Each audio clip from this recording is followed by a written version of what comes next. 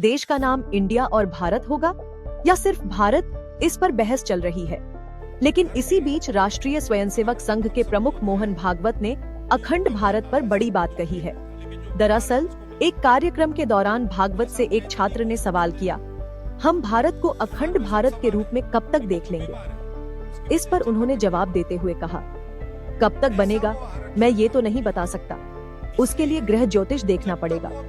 मैं तो जानवरों का डॉक्टर हूँ, लेकिन अगर आप उसको करने जाएंगे तो आपके बूढ़े होने से पहले आपको दिखेगा।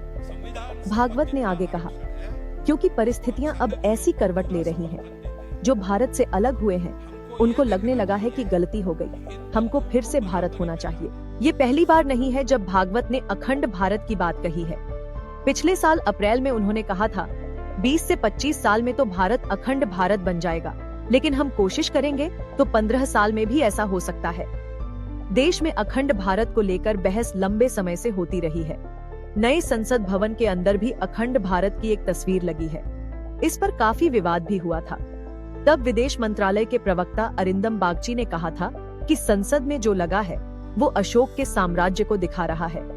अखंड भारत को लेकर 3 तरह के कॉन्सेप्ट हैं।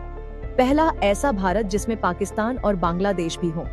दूसरा, ऐसा भारत जिसमें पाकिस्तान बांग्लादेश के अलावा नेपाल, भूटान, तिब्बत, म्यांमार, अफगानिस्तान और श्रीलंका भी हों।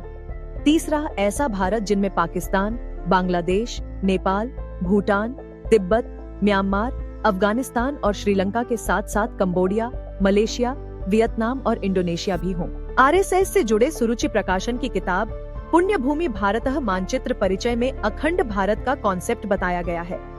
जुगल किशोर शर्मा की इस किताब में अफगानिस्तान को उपगनाथन, काबुल को कुभानगर, पेशावर को पुरुषपुर, तिब्बत को त्रिविष्ट, श्रीलंका को सिंघल द्वीप और म्यांमार को ब्रह्मदेश बताया है। सुरुचि प्रकाशन की ओर से प्रकाशित एक और किताब में भारत, पाकिस्तान, बांग्लादेश, नेपाल, भूटान, म्यांमार, श्रीलंका और तिब्बत को अखंड भारत का हिस्सा बताया है। पर क्या ये मुमकिन है? फिलहाल तो बिल्कुल नहीं, क्योंकि सभी देश आजाद हैं, सबका अपना संविधान है, सबकी अपनी राजनीतिक व्यवस्था है। ये सारे देश फिर से एकजुट होंगे और भारत में मिलेंगे, इसकी गुंजाइश बेहद कम है। सुप्रीम कोर्ट के पूर्व जज जस्टिस मार्कंडेय काटजू भी इसकी वकालत करते रहे हैं। 2014 में उन्होंने कहा था कि अखंड भारत ही कश्मीर समस्या का समाधान है। हालांकि जस्टिस काटजू यूरोपियन यूनियन की तर्ज पर भारत को संगठित करने का फॉर्मूला देते हैं, यानी जिसमें भारत, पाकिस्तान और बांग्लादेश साथ रहे और इन तीनों की अपनी अपनी सरकारें भी हों। इन तीनों सरकार के ऊपर एक और सरकार होगी। यही फॉर्मूला यूरोपियन यूनियन में चलता है। वहाँ सभी देशों की अपनी अपनी सरकार है और एक यूरोपियन यूनियन की भी सरकार जिसकी संसद भी है।